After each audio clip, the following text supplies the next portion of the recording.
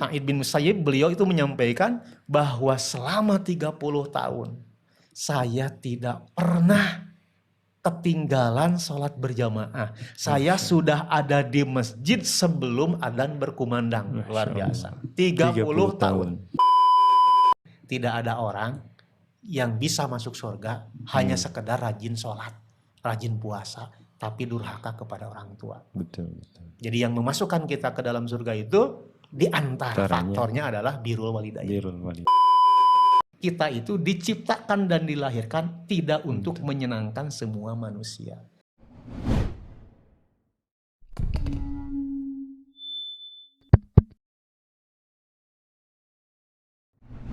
Bismillahirrahmanirrahim. Assalamualaikum warahmatullahi wabarakatuh. Alhamdulillah binikmatihi tatimmus salihat. Asyhadu an la ilaha illallah wahdahu la syarikalah wa asyhadu anna Muhammadan abduhu wa rasuluh. Alhamdulillah, kita bersyukur kepada Allah Subhanahu wa taala atas limpahan kenikmatan yang sampai hari ini, detik ini Allah masih berikan kepada kita. Mudah-mudahan dengan kenikmatan yang senantiasa Allah berikan kepada kita, menjadikan kita justru lebih dekat kepada Allah Subhanahu wa taala dengan memperbanyak amal soleh. Salawat dan salam semoga selalu tercurah limpah kepada Nabi besar Muhammad Sallallahu Alaihi Wasallam, seorang Nabi dan seorang Rasul yang sempurna dan paripurna, yang patut kita jadikan contoh dalam kehidupan kita sehari-hari. Tak lupa mudah-mudahan sampai kepada keluarganya, sahabatnya, tabi'in, tabi'ut tabi'in, sampai kepada kita selaku umat di akhir zaman. Amin ya rabbal alamin. Alhamdulillah para pemirsa Bahtera Nuh Official, senang sekali saya Fatahillah bisa menyapa ayah bunda dan para pemirsa dimanapun Anda berada pada acara podcast Ini Adalah Obat, obrolan bermanfaat. Alhamdulillah pada kesempatan hari ini kita kedatangan tamu yang sangat spesial.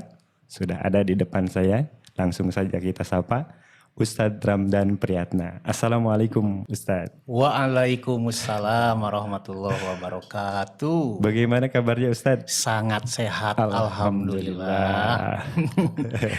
Bagaimana Ustadz Fatah, sehat? Alhamdulillah, sangat sehat Ustadz. Alhamdulillah. Saya berkesempatan untuk duduk di sini Ustadz. Ya, Masya Allah, biasanya Ustadz. Betul, saya biasanya menjadi host dan narasumbernya yang lain. Betul, ya. Masya Allah.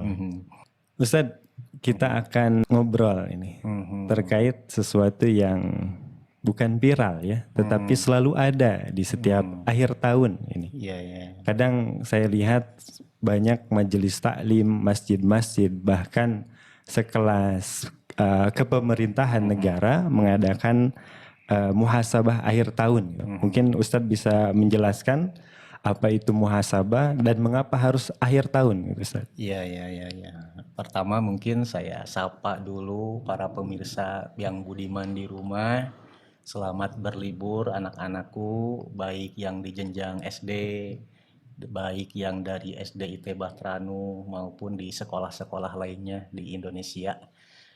Selamat bercengkrama, mudah-mudahan kegiatan kalian di rumahnya masing-masing berkualitas. Amin. Jangan lupa sholat, qiraatul Quran, itu jangan dilupakan.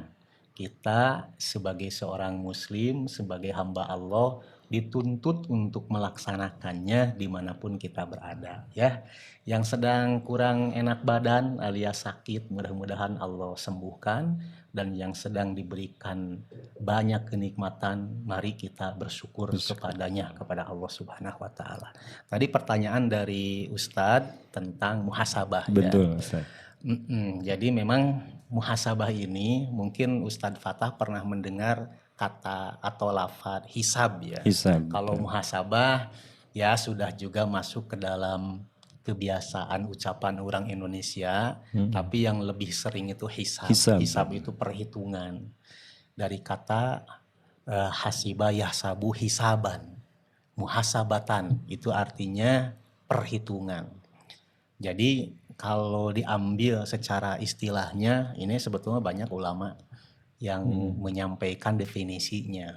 Versinya berbeda, tapi secara sederhananya yang disebut dengan muhasabah itu adalah mengoreksi, mengaudit, mengevaluasi, mengintrospeksi segenap amal yang sudah kita lakukan agar menjadi pelajaran untuk amal ke depannya.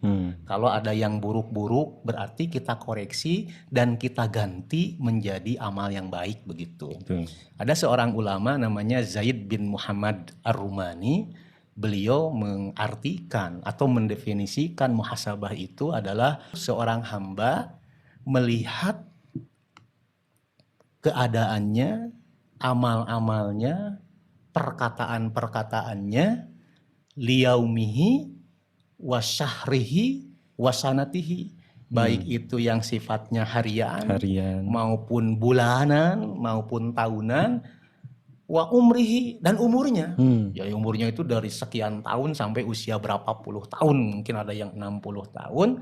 Kalau dia dapati min hasanatin, maka hamidallah. Kalau dia dapati ternyata amal-amal yang dulunya itu banyak yang baiknya, maka bertahmidlah, ucapkan alhamdulillah kepada Allah Subhanahu wa taala.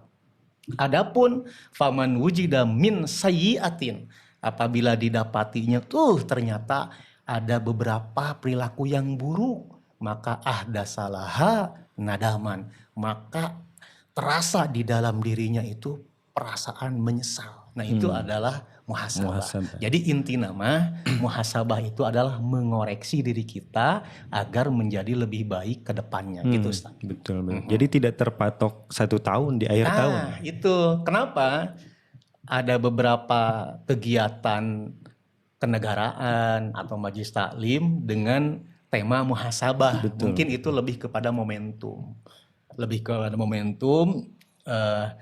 Agar mengingatkan bangsa atau rakyat atau komunitas dengan kepentingan muhasabah ini. Walaupun sebetulnya tidak ada ketentuan bahwa muhasabah itu harus setiap bulan, harus setiap tahun, harus setiap 1 semester, tidak. Justru muhasabah itu yang dilakukan oleh para ulama, oleh para sahabat, oleh orang-orang soleh, itu malam harinya bermuhasabah. Betul.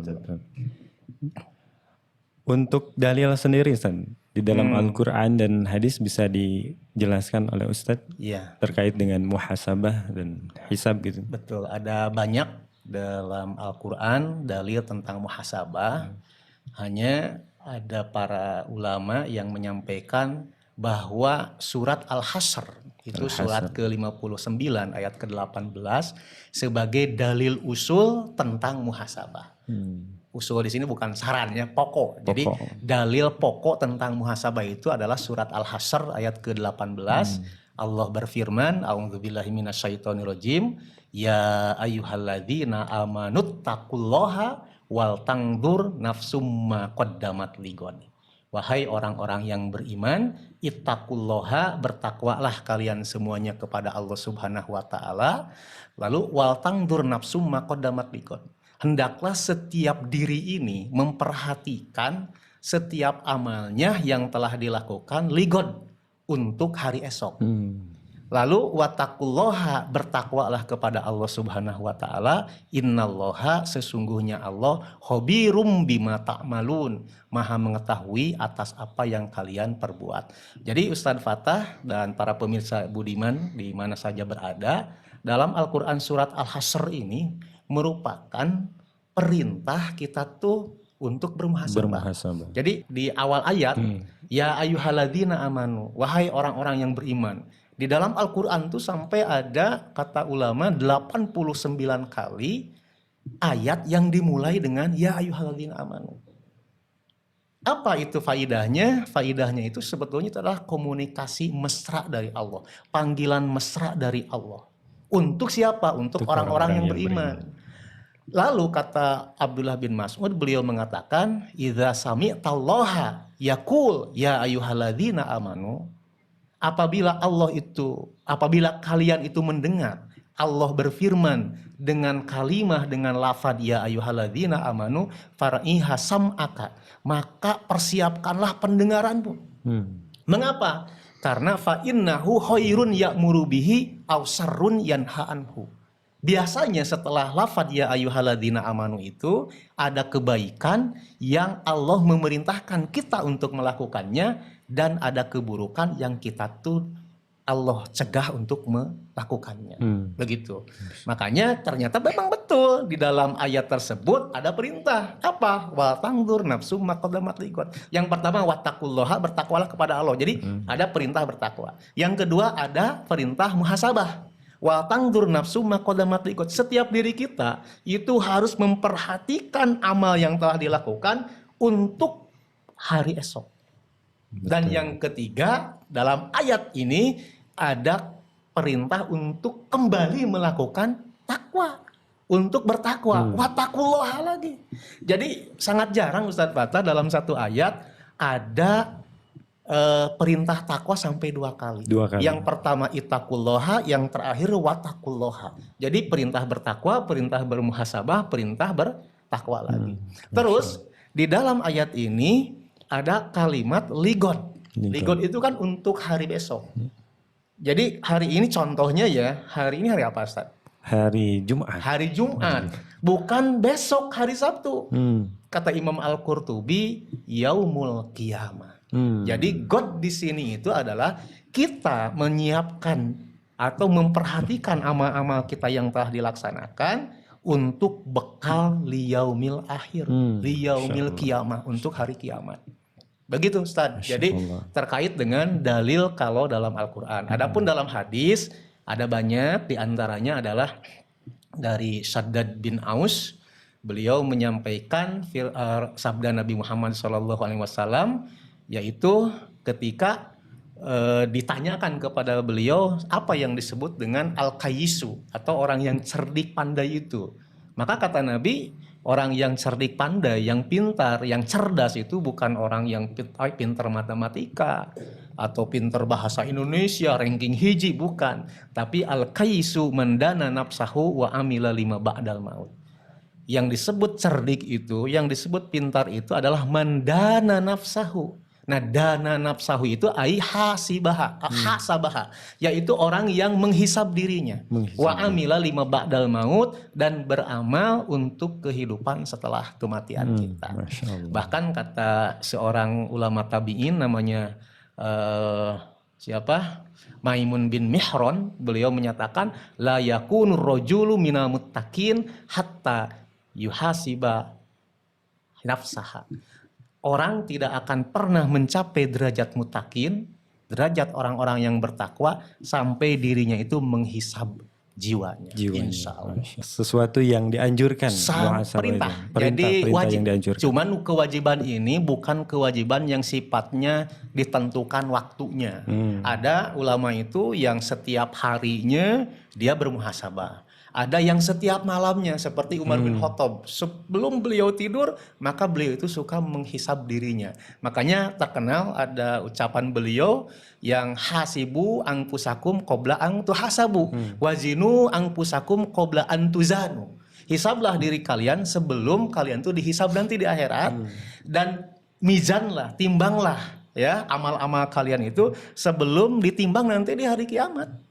Itu perkataan Umar bin Khattab, karena beliau itu sebelum tidur maka sering mengevaluasi, mengintrospeksi amal-amal yang dilakukannya pada siang hari. Saya teringat Ustaz Fattah perkataan guru saya, Pak Cah. Beliau mengenang wali kota yang meninggal dunia waktu mau Jumatan, ya mau jadi khotib Jumat. Betul. Itu Pak Oded, Mang Oded terkenalnya itu. Nah, kebiasaan Mang Oded itu konon kata Pak Cah atau Pak Cahyadi Takaryawan, beliau menyampaikan bahwa Mang Oded itu sebelum tidur suka terpekur, merenung sendiri di kamarnya. Ketika ditanya oleh istrinya, sedang apa? Maka ya seperti biasa, beliau suka memikirkan apa yang terjadi pada siang hari. Mungkin ada ucapan, ada perbuatan yang melukai orang lain, ya, ataupun perilaku orang lain, ucapan orang lain yang melukai dirinya. Kalau yang melukai dirinya itu tentu dibebaskan, lapang dada itu diampuni atau dimaafkan.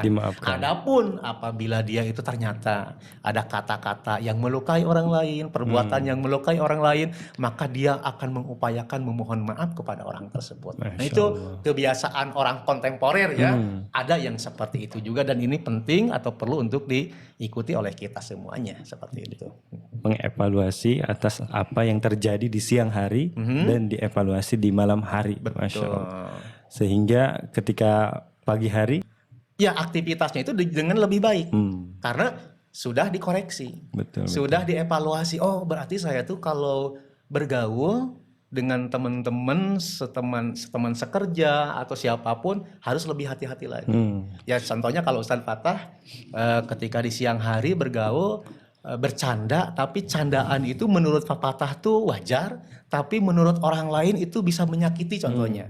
Sampai akhirnya tuh orang lain tuh ngomong, Pak Fatah nggak lucu deh. Pak Fatah ngomong kayak begitu misalnya gitu ya. Kalau Pak Fatah ini orang yang sering muhasabah, maka akan oh iya ya, saya nggak boleh lagi melakukan hal tersebut. Sehingga di besok harinya bukan hanya kepada orang tersebut yang mengoreksi kita, tetapi muamalah interaksi kita dengan orang lain itu lebih hati-hati lagi. Dan itu juga pernah saya rasakan. Saya ya karena sebagai seorang pemuda dulu atau remaja dulu atau anak kecil dulu yang kadang-kadang kita tuh asal celetuk aja gitu ya, padahal sebetulnya menyakiti orang lain. Setelah diingatkan atau kita tuh terpekur memikirkan apakah ini tuh sebetulnya baik atau tidak, akhirnya kedepannya itu akan lebih bagus insya Allah. Insya Allah lebih bagus. Betul, makanya kata Imam Hasan Al-Basri, seseorang yang beriman itu pasti dia melakukan muhasabah. Apa yang ia makan, apa yang ia minum, apa yang ia lakukan. Hanya orang-orang bodoh, hanya orang-orang bebal yang tidak mau melakukan muhasabah. Masya Allah. Luar biasa, paparan yang sangat bermanfaat sekali ya. Dulu Ustadz, kita langsung ke pertanyaan berikutnya. Jadi sebenarnya tujuan muhasabah ini apa ini Ustadz? Tujuan muhasabah itu agar ingat ya para pemirsa di rumah juga, islahun nafsi. Perbaikan diri, perbaikan jiwa, atau tazkiyatun nufus juga, menyucikan jiwa kita. Karena sebagaimana disampaikan oleh Allah Subhanahu wa taala di dalam Al-Qur'an, surat Asy-Syam ya, ayat ke-8, 9, 10. Fa'alhamaha fujuraha wa taqwaha. Ya. Allah itu mengilhamkan kepada kita jalan kefasikan, juga jalan kebaikan kepada kita itu. Maka di sana disebutkan qad aflaha man zakkaha wa qad khoba man dassaha. Sungguh beruntung orang-orang yang menyucikannya dan sungguh merugi orang-orang yang mengotorinya. Jadi malah ini sebetulnya Ustadz Fatah bersesuaian dengan tujuan ibadah itu sendiri. Itu tazkiyatul qalbi, islahun nafsi juga. Sesuai dengan tujuan kalau kita mempelajari iman. Itu juga adalah agar kita tuh mengikhlaskan diri kita, penghambaan hanya kepada Allah Subhanahu wa taala. Dan tidak mungkin itu terjadi keikhlasan yang kita lakukan kepada Allah kecuali diri kita itu bersih. Tidak memiliki noda-noda kotoran. Makanya secara sederhana fungsi atau tujuan dari muhasabah itu adalah islahun nafsi. Kalau secara detailnya satu ya, agar kita itu ringan hisabnya nanti di yaumul kiamah. Karena sebelumnya kita sudah menghisab diri kita sendiri. Sebagaimana kita tahu, Ustadz Fatah dan para pemirsa yang budiman, setelah kematian ini kan ada kehidupan lagi. Nah, di kehidupan nanti di padang mahsyar, lalu setelah itu ada syafaat Nabi Muhammad SAW, lalu setelah itu nanti ada hisab.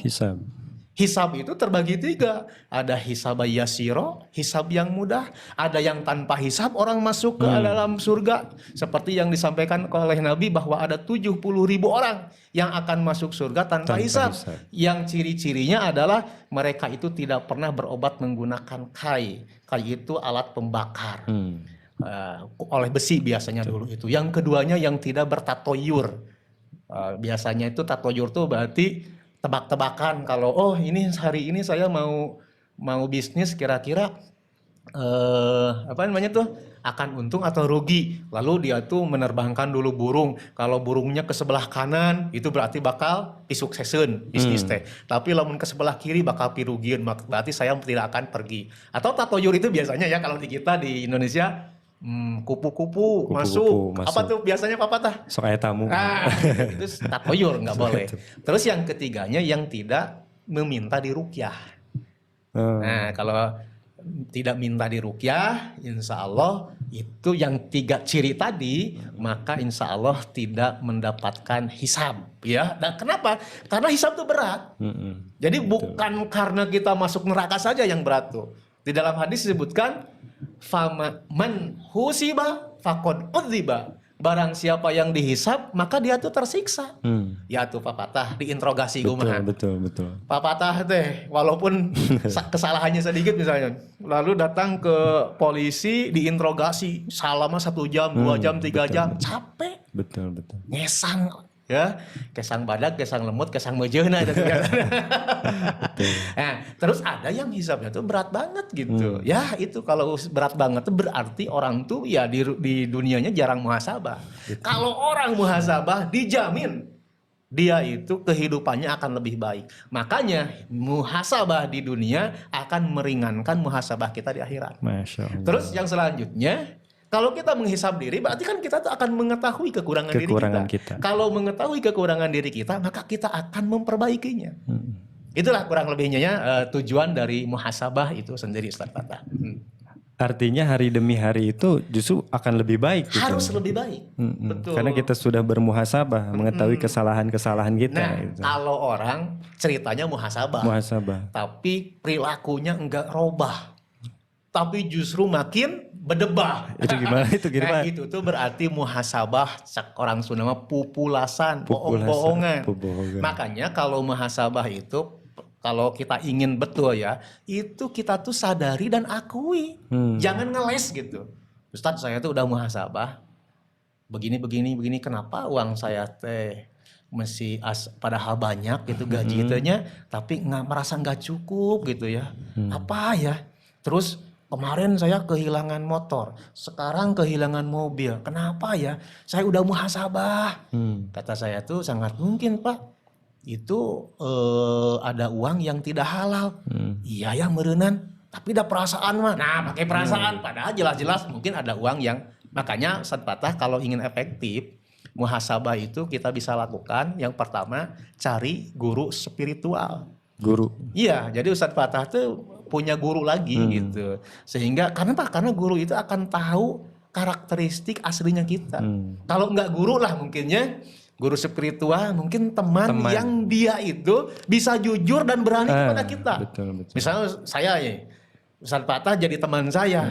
Itu Ustadz Fatah berani untuk mengoreksi kesalahan-kesalahan saya, tapi tentu dengan cara yang lebih santun gitu ya.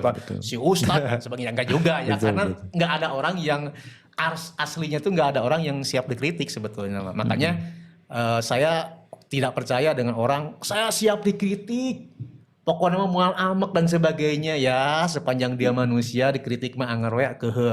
Makanya kalau ada orang yang mengatakan saya siap dikritik sepedas apapun, tetap kita tuh yang mau ngeritik harus mikir-mikir dulu, jadi harus sopan juga. Yang ketiganya agar kita itu bisa bermuhasabah dengan baik dan holistik juga tanpa kepentingan apapun, coba tanyakan kepada musuh kita. Musuh?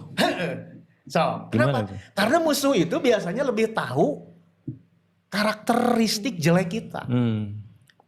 Atau bukan musuh lah. Orang yang nggak suka. Orang yang nggak suka kepada kita, tapi nggak mungkin juga kita nanya gimana nih. Nah gitu ya. Maksud saya gini. Biasanya, apalagi di zaman medsos sekarang, kan ada yang posting si anu mah bla bla. Itu tahu, oh kita tuh tidak disukai karena masalah itu oleh si orang tersebut. Jadi bagi orang Islam itu, faidah atau kebaikan bisa datang dari siapapun. Bahkan dari seorang munafik, bahkan dari iblis laknatullah alaih. Ada kebaikan-kebaikan, itu bisa kita ambil. Ini ekstrimnya ya, tapi masa kita berguru ke iblis ya. Tapi ada beberapa hadis yang menyampaikan bahwa Nabi Muhammad SAW itu membenarkan apa yang dikatakan oleh setan atau iblis, dan itu jadi faidah bagi kita semuanya gitu. Gitu Ustaz. Baik Ustadz, setelah kita tahu arti dari muhasabah tadi ya dijelaskan, dalil juga sudah dijelaskan, kemudian tujuan, lalu kemudian poin-poin apa saja nih Ustadz yang perlu kita muhasabah gitu, dalam kehidupan kita? Iya. Kalau menurut Ustaz Patah biasanya apa yang Ustaz Patah suka muhasabah nggak? Insya Allah. Biasanya bagaimana muhasabahnya Ustaz Patah tuh? Biasanya apa yang Allah perintahkan kepada kita, Betul. lalu kemudian niat kita gitu. Iya. Jadi muhasabah itu caranya atau ragamnya itu ya tidak satu. Karena kan yang diperintahkan oleh Allah itu muhasabahnya. Adapun teknis muhasabahnya itu sendiri kan itu nanti ditemukan, diramu oleh para ulama. Betul. Dan ulama itu juga tidak sama gitu ya. Tapi pada substansinya ya sama. Intinya misalnya seperti ini. Ada yang menyampaikan bahwa muhasabah itu sebelum beramal dan setelah beramal. Ada juga yang melihat dari ditinjau dari aspek anggota tubuh. Ada muhasabah hati, muhasabah lisan, muhasabah anggota tubuh atau perbuatan kita. Ada juga muhasabah itu yang ditinjau dari campur-campur, baik itu amalan hatinya atau tubuh, seperti ada yang dimulai dari aspek hukum. Jadi yang dimuhasabah itu yang pertama adalah yang Wajib-wajibnya. Misalnya sholat kita tuh apakah masih jelek, masih tidak khusyuk dan sebagainya. Yang kedua yang haram-haram. Apa yang diharamkan? Yang diharamkan bisi, ada makanan, minuman, pekerjaan, zat-zat yang masuk ke dalam tubuh kita tuh masih dalam hal yang haram. Nah itu berarti kan nggak waro. Betul. Yang ketiga masalah kelalaian.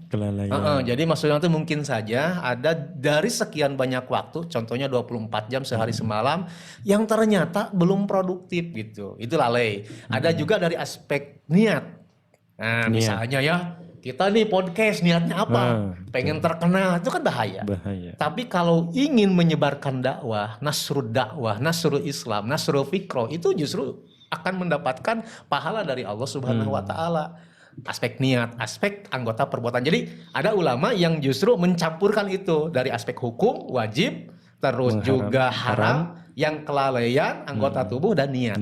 Nah, dalam kesempatan ini saya ingin menyampaikan 4 hal juga. 4 hal. Tapi yang hubungannya dengan sisi-sisi objek yang kita muhasabah. Yang pertama adalah muhasabahlah amal kita yang ada hubungannya, ada relasinya dengan Allah Subhanahu wa taala. Jadi kan kita tahu sendiri surat Az-Zariyat ayat ke berapa? 56 ya. Wa ma khalaqtul jinna wal insa illa liya'buduni. Tidaklah aku ciptakan jin dan manusia kecuali untuk beribadah kepadaku. Jadi tujuan dihidupkannya kita di dunia ini bukan untuk main-main, tapi untuk ibadah. Nah ibadah kepada Allah contohnya. Maka muhasabahlah ibadah orang tegas alusan. Alus numutkeun Allah, bukan menurut kita. Makanya di dalam surat Al-Mulku itu disampaikan kan bahwa alladzi khalaqal mauta wal hayata liyabluwakum ayyukum ahsanu amala. Ahsanu amala itu adalah ahlasuhu wa aswabuhu. Yang disebut dengan ahsanu amala itu bukan yang paling banyak amalnya, tapi yang paling ikhlas dan paling benar. Paling benar itu adalah sesuai enggak dengan contoh Nabi Muhammad SAW. Jadi Ustaz Patah, ya contohnya dalam urusan sholat. Dalam urusan sholat, mungkin kalau saya minta seseorang, Pak Patah sendirilah saya minta. Pak Patah nanti duhur, Pak Patah jangan sholat ya. Pokoknya tong sholat. Marah nggak ke saya? Marah. Ya marah. Walaupun nggak marah secara lisan juga hati menasi Ustaz Ramdan ngulahkeun gitu. Tapi ketika Ustaz Patah sholat, apakah Ustaz Patah itu sudah sholat secara usuh berkualitas tengah lamun? Belum tentu. Iya, jadi kalau diminta atau dilarang sholatnya marah, tapi pas waktu adzan hararese ka masjid teh. Bahkan padahal saya mendapati luar biasanya para ulama zaman dulu. Misalnya Sa'id bin Musayyib beliau itu menyampaikan bahwa selama 30 tahun saya tidak pernah ketinggalan sholat berjamaah. Saya sudah ada di masjid sebelum adzan berkumandang. Luar biasa. 30 tahun. Ada yang menyampaikan lagi orang soleh zaman dulu 40 tahun saya tidak pernah tertinggal takbiratul ihram. Kalau kita seperti apa? Seringnya kita itu terlambat. Tapi memang fakta ya. Kahiji merenanya orang teh imana teh setipis Ya, tisu merenang. Yang keduanya fakta di lapangan ada masjid-masjid anu beres adzan langsung komat. BALQ beres adzan langsung komat. Pernah kejadian Ustaz. Ngong adzan, saya simpen motor dengan anak wudhu, beres adzan datang ke sana sudah tahiyatul akhir, sholat asar. Coba pikirkan. Padahal salah satu tanda orang yang menikmati ibadah itu adalah al-mubadaroh ila ta'ah, bersegera kepada ketaatan, dan itolatus sholat, memanjangkan sholat. Ciri orang yang hobi, yang nikmat itu kan biasa ingin berlama-lama. Betul. Misalnya ada teman kita yang suka main HP, nggak mungkin 5 menit atau Betul. asa kencang-kencang tuh pengen lama 1 jam 2 jam. Main bola nggak mau, itu baru 5 menit langsung dikeluarin. Parah lah. Iya, betul. Nah tapi kenapa sholat 5 menit asa cangkel gitu. Itu mah masalahnya iman. Iman tuh kalau diibaratkan buku yang tebalna 1000 halaman, 500 halaman, 300 halaman, 10 halaman, meureunan ayanya di antara urang teh anu tipis gitu, iman teh setipis buku tipis gitu, yang seperti itu. Bayang kalau sholat itu dijadikan hobi, Insya Allah. Hobi. Bahkan Rasul itu menjadikan ibadah sebagai kebutuhan dan kebutuhan sebagai ibadah. Menjadikan refreshing sebagai ibadah, ibadah sebagai refreshing. Coba apa yang disampaikan oleh Rasul kepada Bilal? Ya Bilal, kum arihna bis sholat. Wahai Bilal, kumandangkan adzan, lalu qomat, arihna, hiburlah saya, refreshingkanlah saya, istirahatkanlah saya dengan sholat. Ari urang mah kusabab capek, tidur lama, ma'adan juga, enggak, saya masih belum istirahat. Disangkanya sholat itu bukan istirahat. Sholat itu istirahat ya teh. Betul. Dan istirahat yang berkualitas. Kalau ada orang yang sampai semalaman dia tidak mau melakukan ibadah, sampai siangnya juga dia itu sholat subuh siang, karena dia itu tertidur dan dia merasa sebagai istirahat, dijamin oleh saya bahwa dia di siang harinya tidak produktif. Tapi orang-orang yang melakukan ibadah di malam hari, misalnya bangun jam 2 atau jam 3, dia menunaikan ibadah qiyamul lail. Bisa 11 rakaat, bisa kurang dari itu, bisa lebih dari itu. Dijamin insya Allah siang harinya lebih produktif. Jadi istirahat benar-benar itu mana aja. Kan gitu ya. Iya, nah, seperti itu Ustaz. Baik, jadi poin pertama terkait poin apa yang harus kita muhasabah adalah hubungan kita dengan Allah Subhanahu Dalam wa hal Ta'ala. ini ibadah kita kepada Allah Ibadah, Subhanahu wa Ta'ala. karena intinya kan memang kita tuh berupaya untuk mencapai mardotillah, ridho Allah. Ridho Allah itu tidak akan bisa kita capai kecuali kita menunaikan tugas sebagai hamba, yaitu ibadah kepada Allah. Tapi jangan asal ibadah. Harus menjadikan ibadah sebagai kebutuhan, kebutuhan sebagai ibadah, refreshing sebagai ibadah, ibadah sebagai refreshing gitu. Anu ayeuna teh bermasalah kita teh.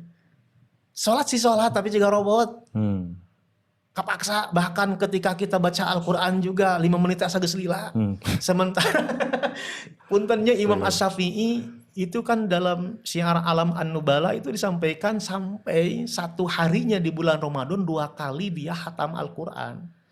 Sampai-sampai berarti lamun 30 hari selama Ramadan 60 kali. Pengen tahu Pak Patah bagaimana sholat Nabi Muhammad SAW dalam satu hadis riwayat Imam Hudzaifah Al-Yamani. Gimana itu? 1 rakaat itu kan Hudzaifah ikut nih jadi makmum.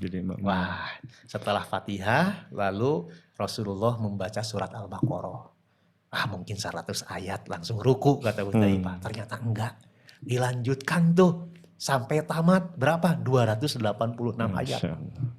Sudah begitu dilanjutkan lagi dengan surat An-Nisa. Kalau dalam urutan dalam Al-Quran itu kan surat Al-Baqarah, Ali Imran, An-Nisa gitu ya. Tapi dalam hadis itu dinyatakan setelah surat Al-Baqarah Rasulullah baca surat An-Nisa. Surat An-Nisa 176 ayat. Kata Hudzaifah Al-Yamani, mungkin setelah surat An-Nisa ruku. Enggak.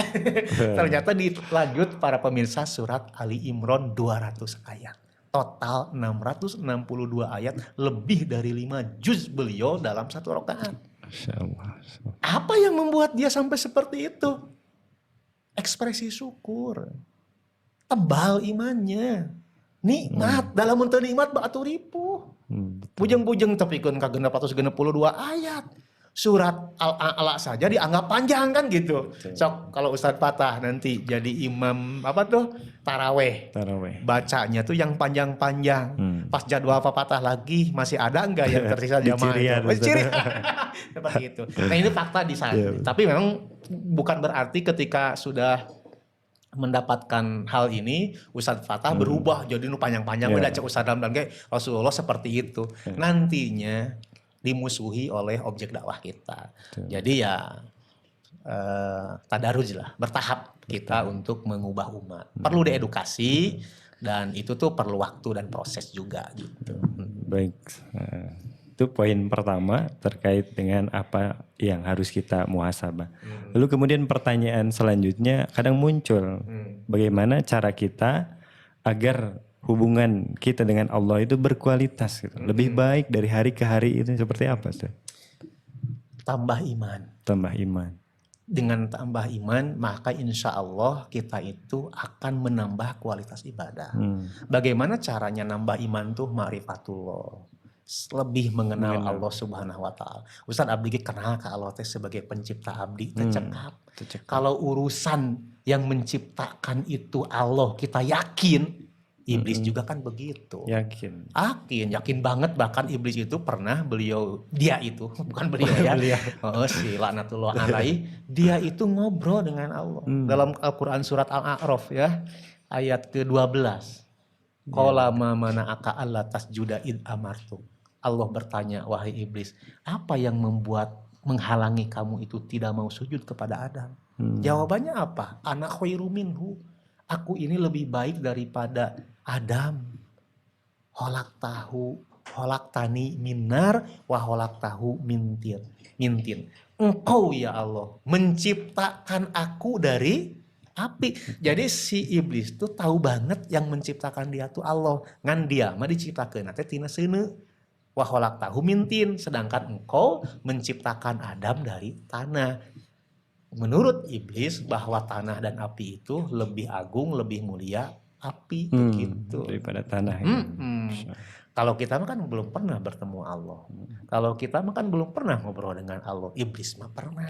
Jadi kalau hanya sekedar saya percaya yang menciptakan, saya itu Allah, yang mematikan, yang memberikan manfaat, yang memberikan madorot. Ya iblis juga begitu. Justru yang membedakan kita dengan iblis itu adalah kita mau ibadah, iblis mah aba wastakbaro wa kana minal kafirin. Aba enggan, wastakbaro sombong, wa kana minal kafirin, dan termasuk makhluk yang kafir. Masya Allah. Jadi di poin pertama, bagaimana hubungan kita dengan Allah berkualitas itu dengan ma'rifatullah gitu ya. Mengenal Allah Subhanahu wa taala. Dengan nambah iman. Dengan nambah iman, tapi bagaimana cara nambah iman juga enggak begitu nih.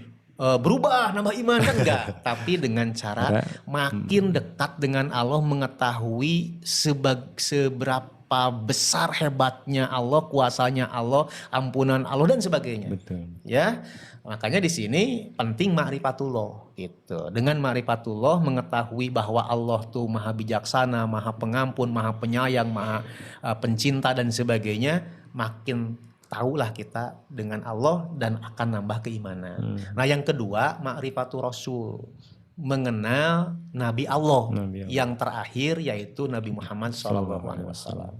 Saya bahkan dulu waktu kecil pernah berpikir, apakah Nabi Muhammad itu sebagai sosok fiksi, artinya nggak ada di dunia itu, hanya sosok khayalan, atau non fiksi, memang ada gitu. Dan ternyata iya, jangankan kita orang Islam, sejarawan Muslim, sejarawan kafir juga non Muslim itu mengakui bahwa Nabi Muhammad itu pernah ada sekian abad yang lalu gitu ya.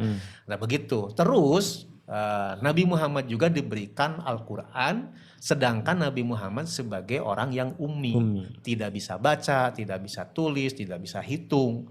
Mungkinkah Nabi Muhammad bisa mengarang sebuah buku lah, sebuah kitab dari dia sendiri yang dia itu memang ummi gitu. Sulit untuk mencari kelemahan-kelemahan Al-Quran, tidak akan pernah mungkin. Betul. Bahkan oleh Allah itu ditantang, kamu silakan buat yang semisal dengan kitab Allah, atau kalau nggak bisa beberapa surat saja, atau nggak bisa satu surat saja, dan tidak akan pernah bisa. Tantangan Allah itu nggak akan bisa, sampai sekarang tidak ada yang mampu untuk menyainginya. Makanya saya lebih percaya, makin percaya bahwa memang Islam itu adalah agama yang benar, itu akan meningkatkan keimanan kita. Dan yang terakhir adalah ma'rifatud din, ma'rifatul Islam. Mengenal karakteristik agama Islam itu kayak gimana. Memang sih urusan beban mah lebih banyak di agama Islam Pak, dibandingkan dengan yang lain. Contoh, dalam satu hari kita sholat sampai 5 kali. Betul. Saum Ramadan sampai 30 hari atau 29 hari. Di agama yang lain, puntennya saum itu nggak ada satu waktu khusus gitu sampai 1 bulan. Atau sembahyang gitu ya, itu seminggu sekali. Di Islam itu kalau beban ya lebih banyak. Tapi kalau kita tuh menikmati, justru kita tuh merasa oh benar, karakteristik bahwa kita diciptakan di dunia itu untuk ibadah, dan karakteristik Islam mendukung itu sehingga diadakan sarana-sarana untuk menunaikannya. Ongkoh cenah umat Islam teh atau manusia tuh diciptakan untuk ibadah kepada Allah, tapi ibadahnya teh saminggu sekali, asa teu nyambung cek abdi mah. Teu logis gitu. Kan harus nama kalau memang kita tuh diciptakan untuk ibadah, berarti Tuhan itu harus mengadakan sarana-sarana yang kita tuh sering melakukannya ibadah tersebut gitu. Itulah kurang lebih nama tambah iman, sehingga nambah keimanan itu akan nambah kualitas ibadah kita. Dan kerennya, jadi kalau kita ingin ibadah semangat itu harus tambah iman. Tapi dengan cara menunaikan ibadah-ibadah itu tuh juga akan nambah iman. Jadi saling mempengaruhi. Makanya kalau kita lihat advis atau wasiat para ulama, penyampaian para ulama itu, kalau kita ingin kuat imannya, ingin nambah ketakwaannya, itu harus rajin sholat tahajud, harus rajin tilawah Quran. Kan untuk rajin tilawah Quran itu harus punya iman yang kuat gitu. Jadi intinya saling mempengaruhi seperti itu. Wallahu a'lam. Begitu pemirsa, cara bagaimana kita memperbaiki hubungan kita dengan Allah adalah dengan cara menambah iman kita. Dengan cara mengenal Allah, mengenal Rasul, Nabinya Allah. Lalu kemudian yang terakhir itu mengenal Islam, din. Lalu kemudian poin selanjutnya. Yang kedua ya. Muhasabah. Kalau yang tadi poin pertama itu muhasabah, hubungan kita dengan Allah. Yang kedua adalah muhasabah, amal kita yang ada hubungannya dengan orang tua kita. Orang tua. Setiap kita itu belum tentu orang tua, karena kan ada kita yang belum menikah, belum jadi orang tua. Ada yang sudah menikah tapi belum dikasih momongan. Tapi setiap kita adalah anak dari orang tua kita. Dan Allah mewajibkan kita untuk taat dan patuh kepada orang tua kita. Ya, banyak dalilnya, surat An-Nisa ayat ke-36, surat Al-Isra ayat ke-23, wa qadara rabbuka alla ta'budu illa iyyah wa bil walidaini ihsana.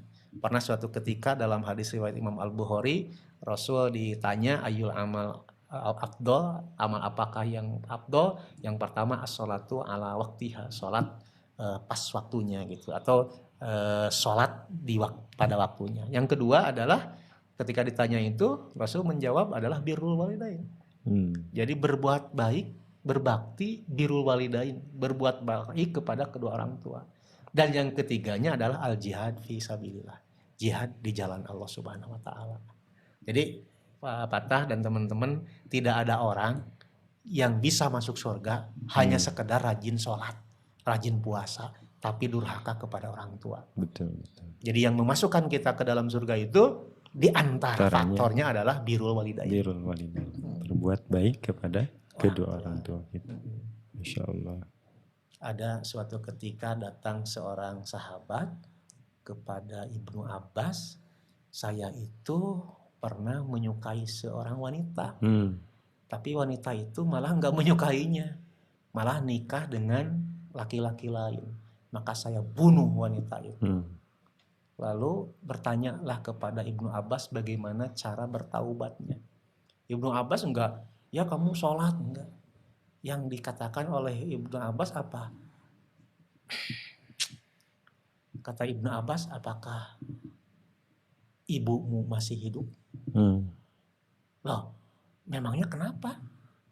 Nanya hal seperti itu, gitu ya. Kata si sahabat tadi yang membunuh, memang bapak saya udah meninggal dunia. Ibu saya udah meninggal dunia. Dah berlalu. Datang sahabat yang lain bertanya kepada Ibnu Abbas, wahai Ibnu Abbas, kenapa engkau sampai bertanya apakah ibumu masih hidup? Maka beliau mengatakan, wallahi inni la'alamu. Ya, aku tidak mengetahui amalan, sebuah amal aqrabu ilallahi min birril walidah.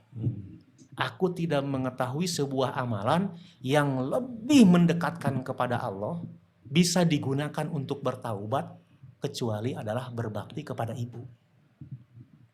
Makanya kita semuanya harus, kalau pengen masuk surga, bahkan kesuksesan di dunia ini, salah satu faktornya adalah perbuatan baik kita kepada kedua orang tua. Jangan mimpi kita semuanya bakal sukses di dunia, apalagi di akhirat, tapi durhaka kepada orang tua, gitu. Pengingat untuk kita semua.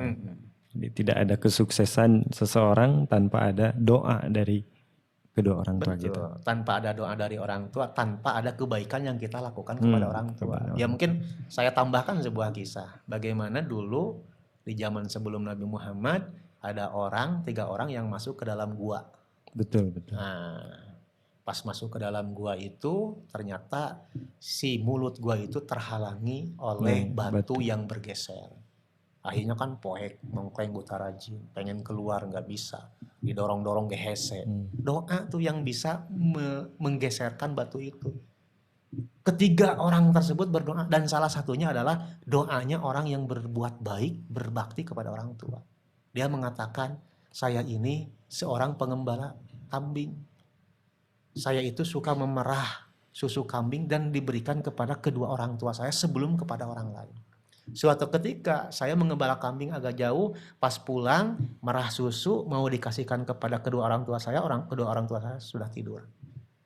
Anak saya meronta-ronta minta susu, tapi saya nggak berikan. Akhirnya ibu bapaknya itu bangun, dia berikan, ada sisa baru diberikan kepada anaknya. Luar biasa. Sampai dia katakan, ya Allah, seandainya apa yang saya lakukan tuh dalam rangka mengharap wajahmu, maksudnya mengharap pahala dari engkau sebagai amal yang baik, maka geserkanlah batu itu. Bergeser nggak? Bergeser. Itu menunjukkan apa? Menunjukkan kebaikan kita kepada orang tua, memudahkan urusan kita.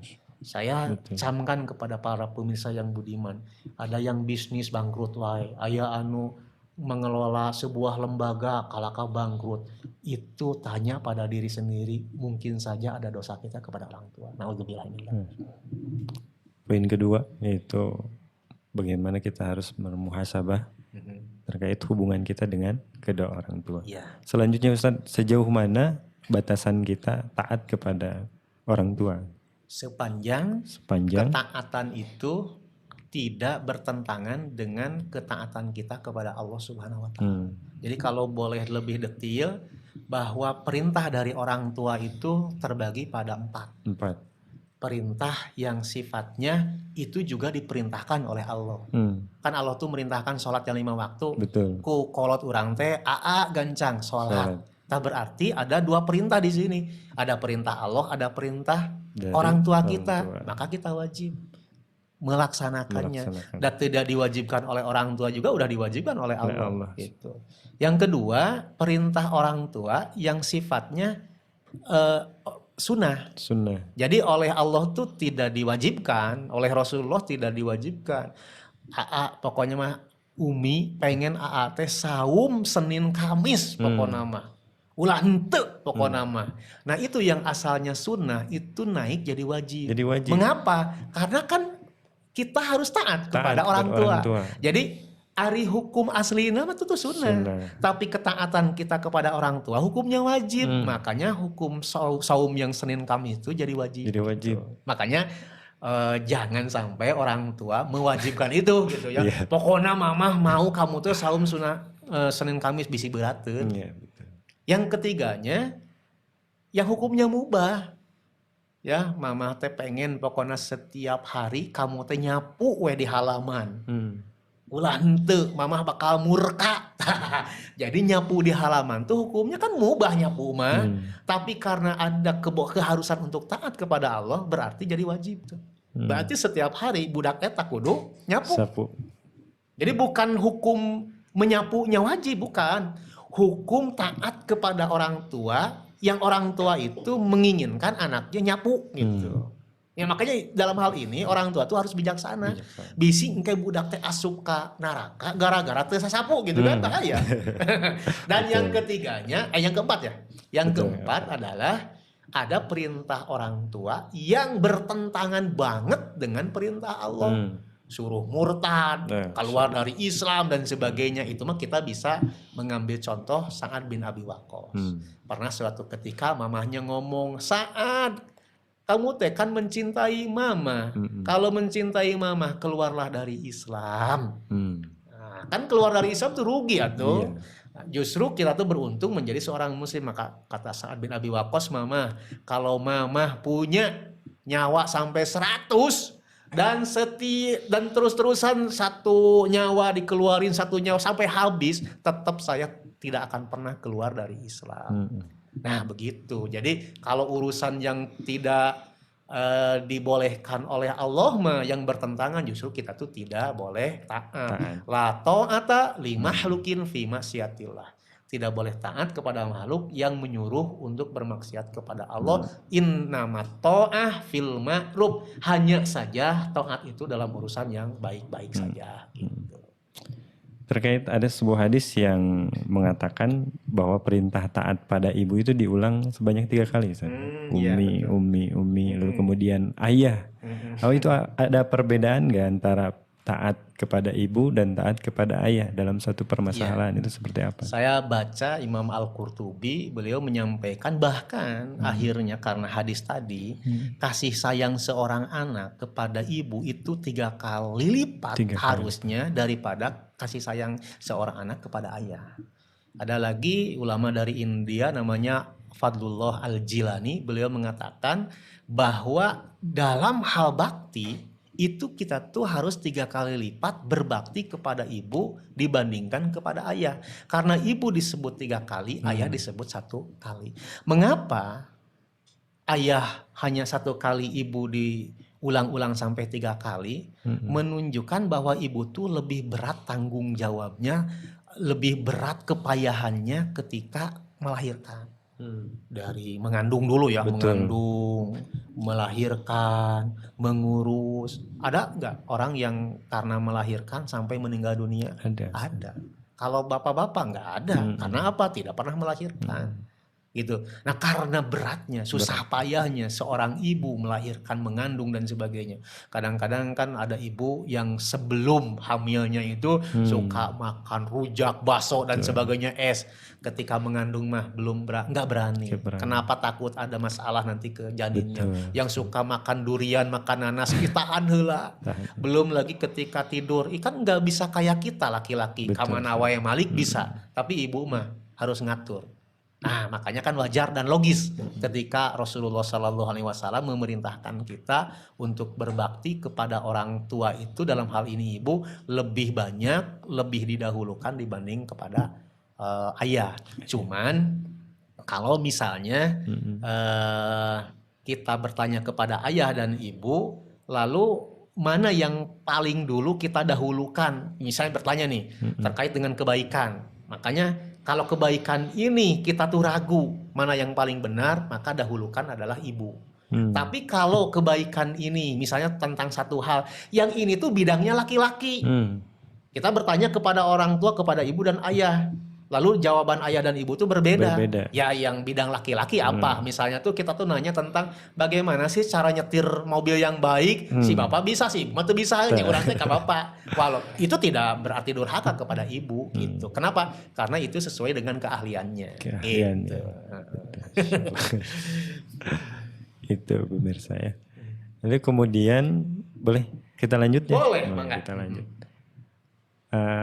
Ada kasus barangkali di luar sana ibunya sudah meninggal.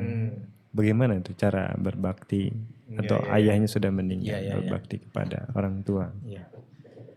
Beruntunglah, bersyukurlah bagi para ayah dan bunda yang diberikan nikmat orang tuanya masih hidup.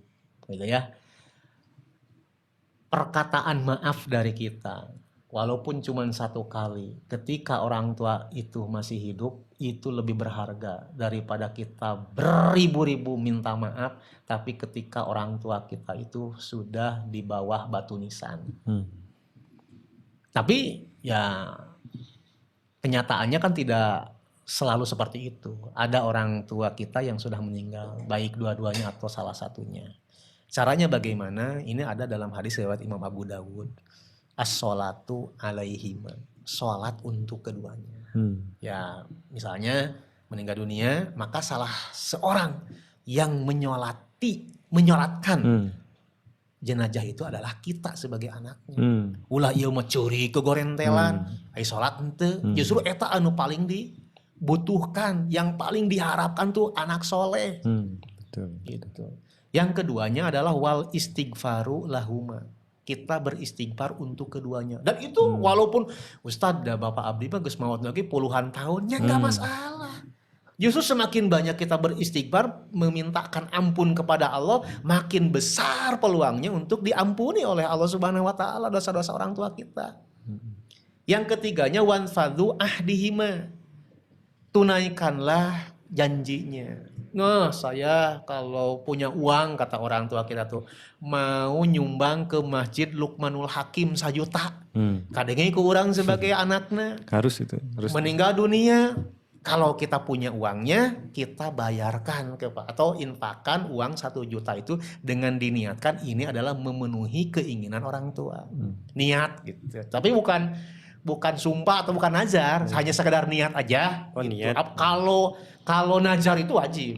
Tapi kalau niat saja, pengen, tapi bukan nazar gitu ya. Kalau nazar itu biasanya suka ada syarat gitu. Kalau saya punya uang segini, misalnya 100 juta, akan saya bayarkan 10 jutanya. Kalau ini kan kalau saya punya uang, nah gitu. Kan sementara nanti orang tua tuh gak punya uang. Betul. Sampai meninggalnya. Nah, kita yang punya uangnya sebagai anak, tapi itu tidak termasuk ke dalam nazar gitu. Terus setelah itu adalah wasilaturahim. Bersilaturahim. Kepada siapa? Kepada keluarga ayah kita, kepada keluarga ibu kita. Misalnya papatah gaduh mamah teh tos teu aya di kieuna, terus mamah teh gaduh wargi. Nah, itu harus bersilaturahim. Jangan sampai kata orang Sunda mah pareumeun obor. Dan yang kelimanya adalah wa ikramu sodikihima. Memuliakan teman-teman bapak kita, ibu kita. Mamah papatah teh sok resep kana pangaosan. Tas kitu teh nya dina hiji waktos ku Allah dipanggil gitu ya, ibu kita itu. Nah, kita itu tetap memuliakan teman-teman ibu kita dan bapak kita. Kalau bapak kita mah biasanya suka ada komunitas sepedahan, sepak bola, pokoknya sifatnya anu boleh lah gitu ya, bukan komunitas judi gitu. Komunitas gitu. Lalu datang ke rumah kita teh, pemain sepak bola hungkuanya, bapak atau badminton lah biasa nama.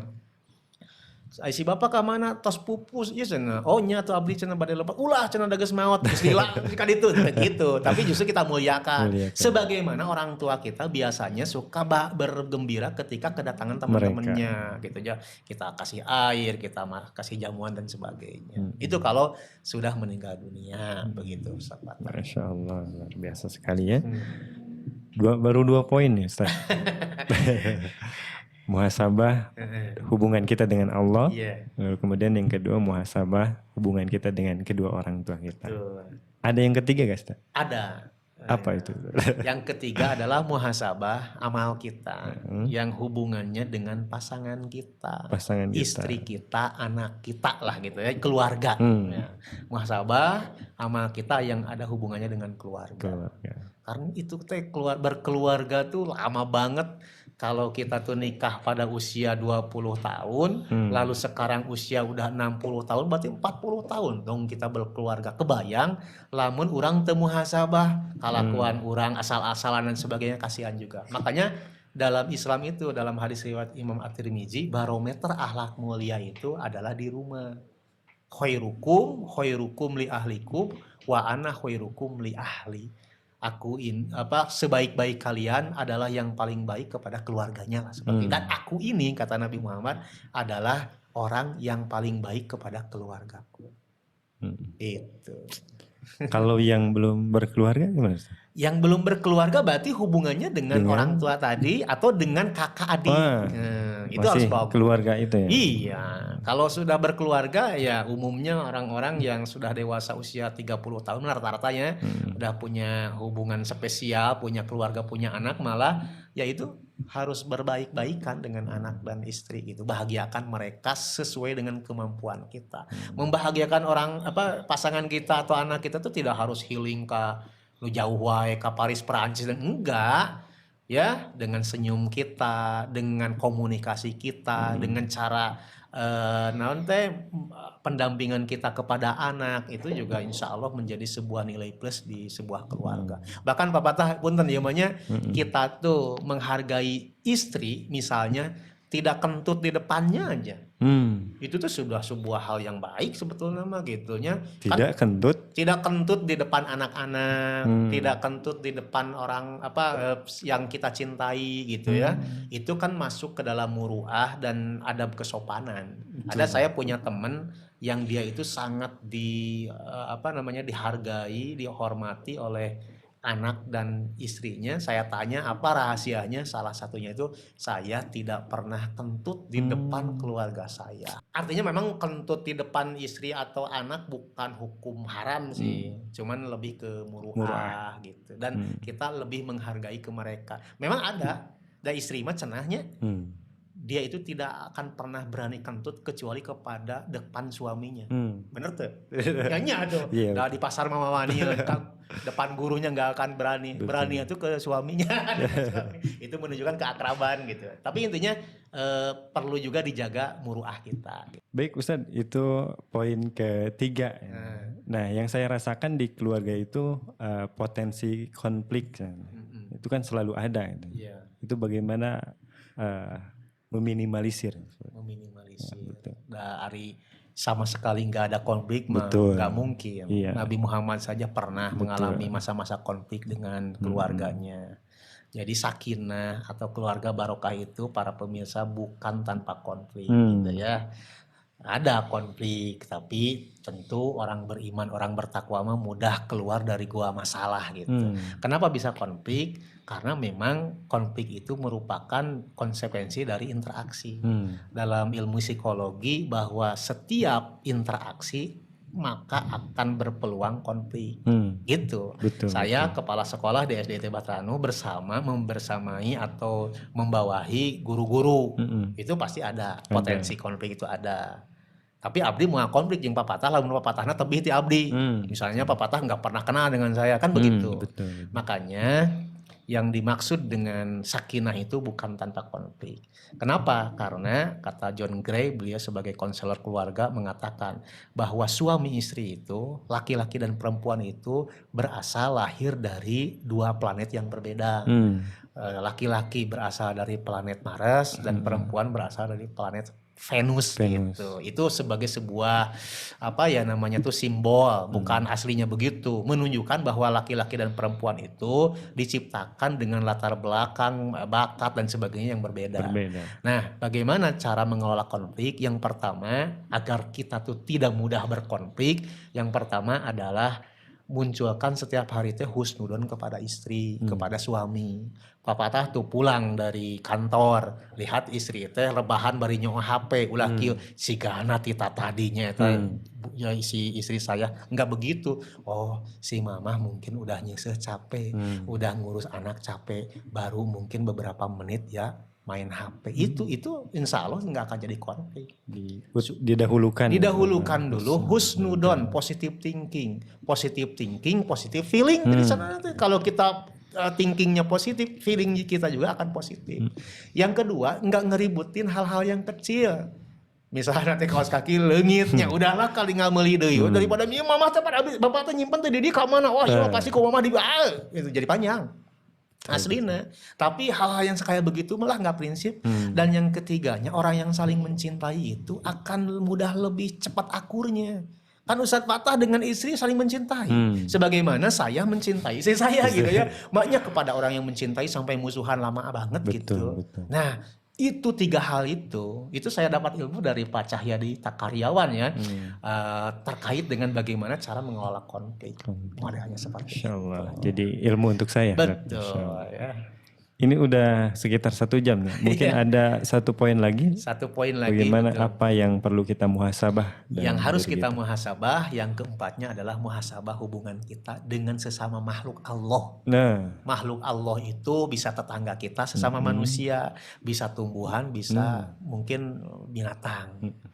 Begini, ada orang yang dia itu ahli ibadah, tapi dia membunuh kucing. Jadi ada kucing di kurungan teu diparaban paeh. Kata Rasulullah, ya finar, dia masuk neraka yang ahli ibadah itu. Ada seorang pelacur melihat ada anjing yang kehausan, lalu dia tuh ngambil selopnya, ngambil air di sumur, pakai selop dikasihkan ke anjing, diminum oleh anjing, maka kata Rasulullah dia masuk surga. Lihat, dia sangat penting sekali. Artinya yang namanya orang beriman, orang yang bertakwa itu bukan hanya vertikal kepada Allah saja, tapi juga kebaikan kepada sesama manusia. Bahkan Rasulullah pernah bersabda, wallahi la yu'min, wallahi la yu'min, wallahi la yu'min. Demi Allah tidak beriman, sampai disebut 3 kali. Siapa? Malayakman jarohu bahwa malayakman jaruhu bahwa ikohu. Ada tetangga yang merasa tidak nyaman oleh gangguan tetangganya yang lain. Jadi oleh gangguan kita. Jadi tetangga kita keganggu oleh kita. Itu tuh kata Rasulullah dia tidak beriman. Maksudnya tuh kurang imannya atau tidak sempurna imannya orang yang melakukan gangguan kepada tetangga. Suatu ketika juga kata Rasulullah, Jibril terus menerus mewasiatkan aku terkait dengan tetangga. Sampai-sampai aku menyangka tetangga itu adalah salah satu orang yang dapat warisan. Saking terus-terusannya malaikat Jibril, aku wasiatkan tentang tetangga, aku wasiatkan tentang tetangga. Sampai Nabi Muhammad tuh bawa-bawanya, tetangga gue bakal dapat warisan dari saya gitu. Padahal hente kan. Nah itu saking pentingnya kita menjaga hubungan baik dengan sesama manusia. Makanya di dalam Al-Quran surat Al-Mu'minun, qad aflahal mu'minun, sungguh beruntung orang yang beriman, itu adalah gabungan antara kesolehan sosial dan kesolehan individual.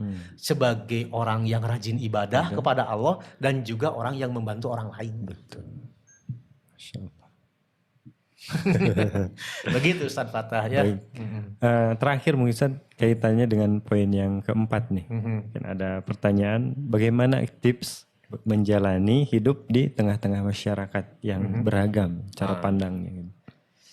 Kita tidak bisa memuaskan setiap mereka. Yang penting kita jalankan hak dan kewajiban saja sebagai muslim, sebagai manusia, sebagai tetangga.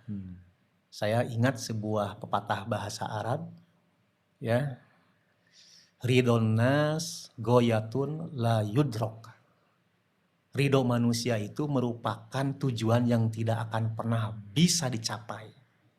Waridullah goyatun la yutrok. Sedangkan ridho Allah adalah merupakan tujuan yang tidak boleh kita tinggalkan. Fatruk ma la yudrok, wadrok ma la yutrok.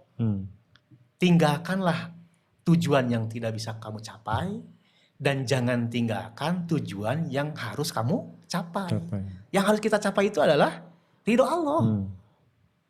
Yang tidak bisa kita capai itu adalah ridho manusia. Betul. Bakal stres kita kalau kita nyarinya itu ridho manusia. Saya mungkin mengakhiri tayangan kita kali ini dengan sebuah kisah Luqmanul Hakim. Ingin memberikan pengajaran kepada anaknya. Beliau membawa seekor keledai. Lalu Luqmanul Hakim naik ke atas keledai tersebut dan anaknya yang nuntun. Coba kita lihat masyarakat bagaimana. Masyarakat tuh ngomong, dasar cenanya ebel kata orang Sunda mah. Kieu cenah dungu orang tersebut. Ari bapak cenah naik karena keledai, ari anaknya sampai disuruh berjalan kaki. Kasihan. Dah cenah ari kitu mah orang gantian. Anaknya Luqmanul Hakim yang naik ke atas keledai, Luqmanul Hakim yang nungtun. Bagaimana? Omongan manusia, aduh eta budak doraka cenanya. Sidik cenah eta bapak atau bapak mah kudu dimuliakeun. Akhirnya gimana? Udah orang taikan kuduaan. Keledai ditaikan kuduaan. Ada yang ngomong nggak? Ada. Cenah nah etanya teu kira-kira keledai sangkilang leutik ditempakan kuduaan. Si eta cenah doraka cenah kayak. Nah gitu. Sampai akhirnya teh ditungtun kuduaan tah, teu didaikan. Aya nu ngomong? Aya. Katanya tuh, eta jelema cenah teu lieur. Parah pisan. Kan keledai itu untuk ditunggangi. Ieu mah kalaka teu dipake cenah dasar cenah mun kitu mending keur urang. Kan begitu. Makanya prinsip saya sampai hari ini adalah kita itu diciptakan dan dilahirkan tidak untuk menyenangkan semua manusia. Tapi kita berbaik-baikanlah dengan mereka. Adapun ada yang suka, alhamdulillah. Adapun yang tidak suka, wajar. Tapi jangan sampai ketidaksukaan itu gara-gara kelakuan kita. Gitu. Itu intinya. Jangan cari masalah gitu. Jangan cari masalah. Gitu. Masya Allah. Luar biasa sekali pertemuan hari ini terkait dengan muhasabah ya. Ada 4 poin yang sudah kita bahas tadi. Poin pertama tadi bagaimana kita harus bermuhasabah hubungan kita dengan Allah. Kemudian yang kedua hubungan kita dengan orang tua.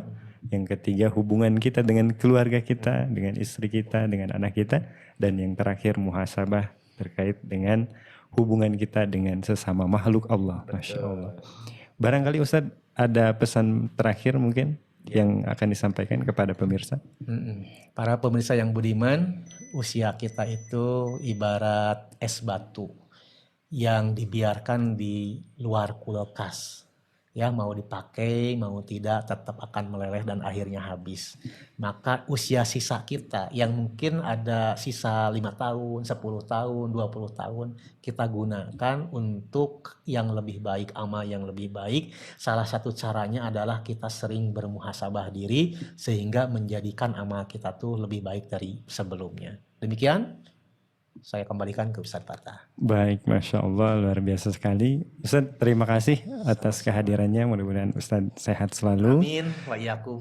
Baik, Alhamdulillah pemirsa Bahtarano Official dimanapun Anda berada. Obat edisi hari ini telah selesai. Mudah-mudahan apa yang kita obrolkan tadi bermanfaat untuk ayah bunda sekalian dan untuk pemirsa Bahtarano Official. Kita tutup pertemuan hari ini dengan doa. Rabbana atina fid dunya hasanah wa fil akhirati hasanah wa qina adzabannar. Assalamualaikum warahmatullahi wabarakatuh. Waalaikumsalam.